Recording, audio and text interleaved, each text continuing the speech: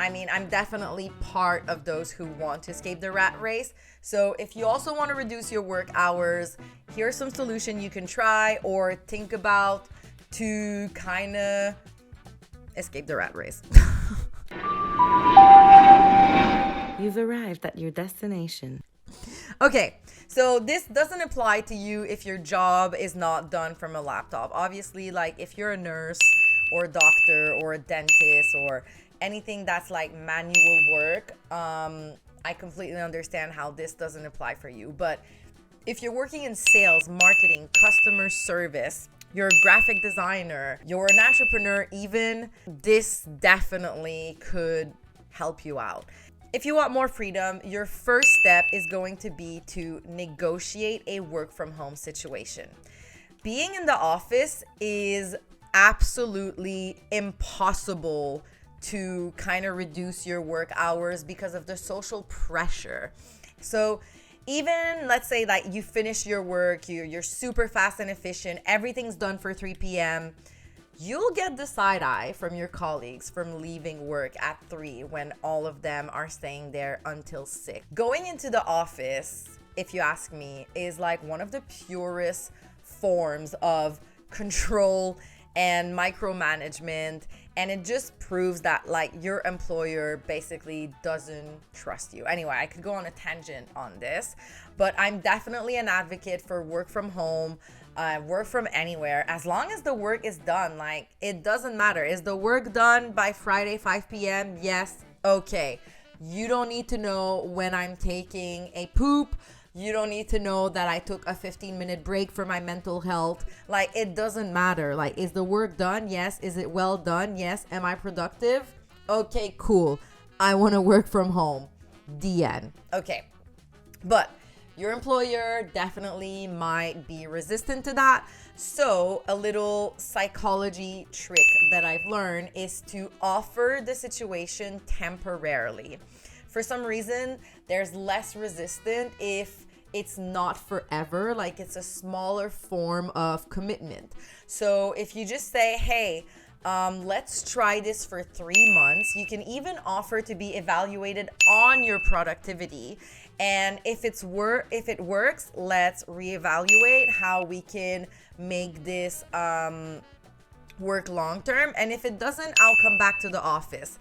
But you definitely will have a better chance of them saying yes if you're offering to try the work from home situation only on a temporarily situation to begin it with, or maybe of a more what's the word that I'm looking for? Tea break, babe. What's the word that I'm looking for that's like hybrid? That's what I was looking for. Yes, another option would be to try it out as a hybrid experiment. So you're still coming into the office maybe 2-3 days a week. And yeah, just offer to be evaluated on your productivity. And they'll see it for themselves. They'll see that their productivity doesn't decrease. It probably improves, and you're much happier. And a happy employee is a loyal employee, so it's a win-win.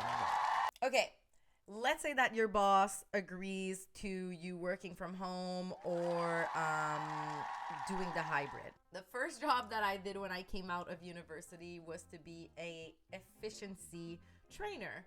I don't even know if that's a title, but basically I was hired by this company who invented a method called M3Z, and I would train corporate CEOs and employers to be more efficient at work. So I definitely learned a lot of things that I want to share with you. Now, the number one way to be the most efficient at work is to work in blocks. Like, literally take your calendar, block your day, like block time slots of the most important tasks that you want to do, and don't let anyone interrupt you during those important tasks. Like, your most important tasks should be at the beginning of your day, and then the less important tasks by the end of your day, if that makes sense. And I also recommend that you use a system that lets you reorganize your tasks and prioritize them by a maximum of 5 tasks per day. Now, psychologically,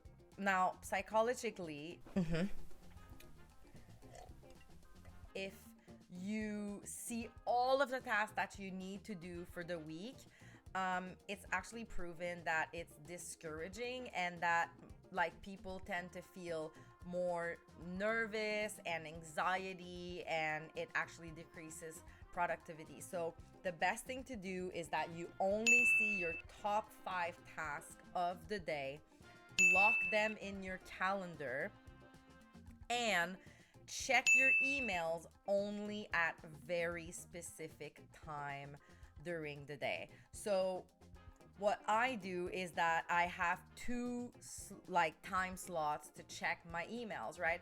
I will check my emails in the morning from 9 to 9:30, and then I will check my emails from 3:30 to 4.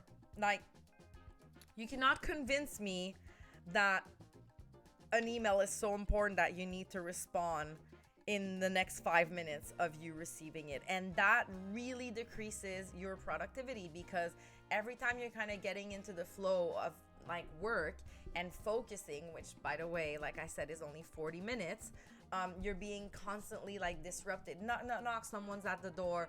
Hey, can you help me with this? Or I had a question about that. Boop, ding, email coming in, phone rings, blah, blah. Like, that is literally the worst way to work. And for sure, you're gonna eat up your 40 hours, because yeah, you're wasting 3-4 hours of your day not actually working and doing things that are just constantly getting you out of your flow. So make sure you work in blocks, make sure that you prioritize, make sure that your workspace is always clean and tidy, and I promise you, you'll be so much quicker and more efficient. Now, another thing that we've discussed, if like working from home is 1,000,000% not a possibility for you, you could also negotiate a 4-day work week.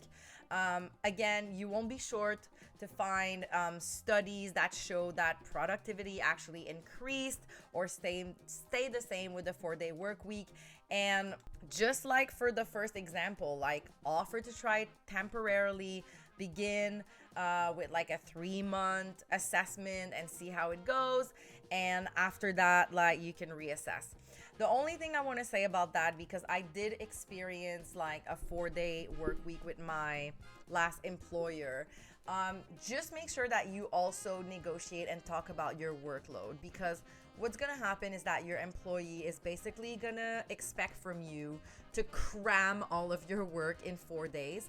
Therefore, you're gonna be working 10 hours, 11 hours per day. And that extra day that you have off, like if it's a Friday or a Monday, you'll literally need it to recuperate from working 10 to 11 hours every other day of the week. So that's not really better, if you ask me. So my advice on that would be, yes, negotiate your 4-day work week, but also talk about the workload and the expectations, and make sure that like you're not ending up working like 10 hours per day. Like maybe you have one day you work 10 hours, okay, but other than that, like, again, it's all about priority, working in blocks, being more efficient,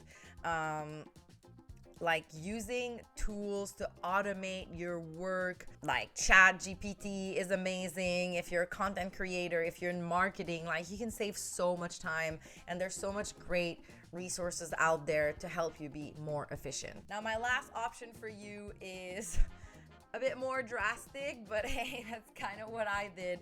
You can just quit your job, become self-employed for a skill or a talent that you have that's valuable and that you have experience in, so you can basically charge more and work less.